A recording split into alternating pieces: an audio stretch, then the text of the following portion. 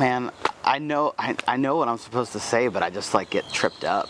You know, it's like, I've almost quit playing music countless times, and especially the last probably, 4 years were especially difficult. The last 3 years, were harrowing at times.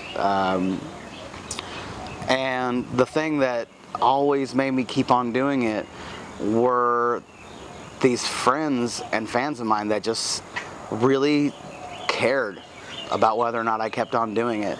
These people that literally, they said, you cannot stop doing what you're doing, it's so important to us. And when people who are really important to you say those kinds of things to you, it really, you take it in. And I took it in, and I knew that if I was going to keep on doing it, that there was no way for me to do it without bringing them in to what I was doing. In a lot of ways, what I'm doing right now is going back to the beginning. And, I know that that might sound cliche or, something like that, but it's absolutely true. I started out playing DIY house concerts, sometimes in the living rooms of these people, these same people that I'm playing their houses now. And back then, they were living in, a DIY punk house that had shows, with, sometimes 10 roommates or something like that. And now they've grown up and they have kids, and I've watched their kids grow up, and I've spent time, in their lives. And so it seemed to me that the best way to go about doing this thing was to literally take this tour into all of their lives all over the country. And that's what I did. That's what I'm doing right now, I should say. Alright, well, I'm glad we got to see each other. Yeah, me too. Okay, bye. Yeah. I hope to see you later. Yeah. If I can't, Yeah, we're going to Thanks so much for letting me play your piano. No problem at all. Take care. You too, sir. Need your help. Coming?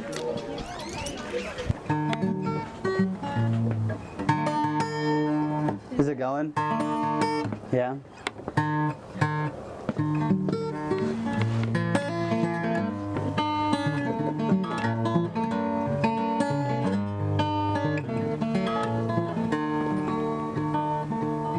Tampa to Tallahassee on a Sunday afternoon. 8 balls in my golf bag, 6 joints in my boot. Doing a favor for a crazy friend, just a one-time deal. I didn't see no dollar stop signs till I got behind the wheel. 1 hour was smooth sailing, by the second hour I felt home free. Not a mile over that legal limit, wasn't gonna let the law catch me. Sure as I could be, I'd be alright. Was a straight shot without any turns. In my short-lived time as a bad drug smuggler, there's one thing that I learned. If you're gonna run marijuana, cocaine or sometimes ecstasy, might be more of a drinker and less of a thinker. But if you're gonna run drugs, use your blinker.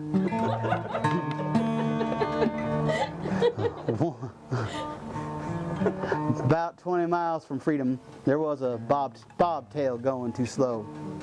So I pulled into the left lane, cause that's where fucking passers go. As soon as he was clear in my mirror, I made my way back over to the right. And not a mile farther, saw the Smokies Dodge Charger as he kicked on his flashing blue lights. If you're gonna run marijuana, cocaine or sometimes ecstasy, might be more of a drinker and less of a thinker. If you're gonna run drugs, use your blinker. So I said, good afternoon, officer, sir. I stuttered and I nervously laughed. I wondered if you knew that you could ski in June on all the powder I had in my bag. Said you weren't going too fast, you weren't swerving all over the road, but your signal wasn't blinking. What the fuck were you thinking, buddy? Everybody knows if you're gonna run marijuana,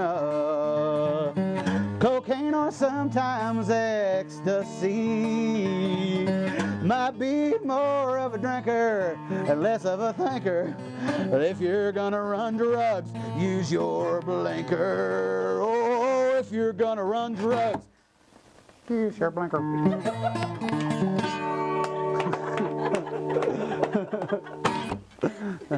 Great. Better hand, dude.